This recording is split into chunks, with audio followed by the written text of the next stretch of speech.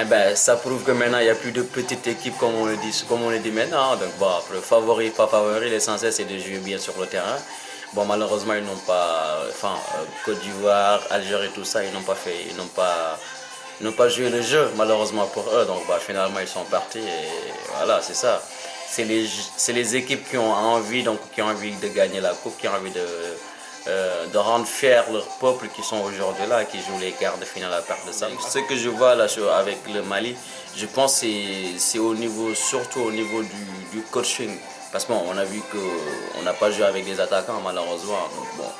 Donc du coup, pour gagner un match, il faut avoir des attaquants qui vont marquer des buts. En fait, déjà, il faut savoir c'est quoi qu'on appelle vraiment favori. Pour ce qui est de la Côte d'Ivoire, on savait qu'elle était dans une forme descendante. Donc elle n'était pas vraiment en forme. Il y avait Yaya Touré qui avait quitté la sélection. Et après pour l'Algérie, bon, ils ont manqué leur match. En ce qui concerne le Gabon, il y a un autre contexte aussi qui joue. Il y a un contexte politique. Donc ils n'étaient pas aussi soutenus par leur équipe. En même temps, on va dire c'était normal puisque le peuple gabonais avait peut-être d'autres soucis que la Coupe d'Afrique des Nations.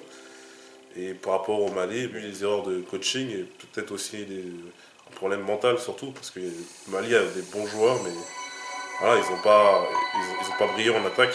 Ils ont été même l'une des plus mauvaises attaques, vu que c'est le seul but de la CAN qu'on a marqué, c'est contre l'Ouganda et c'était pour égaliser. Donc voilà. Mais je voulais revenir aussi sur le fait que on a souvent tendance à donner des gens favoris parce qu'ils ont des grands noms, alors que ça ne suffit pas pour être favori. Il faut qu'il y ait une osmose et on va dire un véritable esprit d'équipe.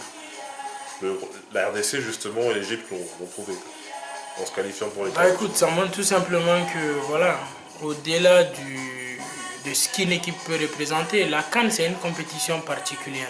C'est une compétition particulière tout simplement parce que voilà, on a vu une équipe qui, comme l'Algérie, comme la Côte d'Ivoire, qui présente des individualités quand même assez pesantes, se retrouve à sortir dès le match de poule, prouve que voilà, il y a d'autres équipes qui mettent peut-être plus avant la volonté de jouer, la volonté de gagner et surtout le patriotisme que voilà, le bling bling et je viens de je sais pas quel club en Europe.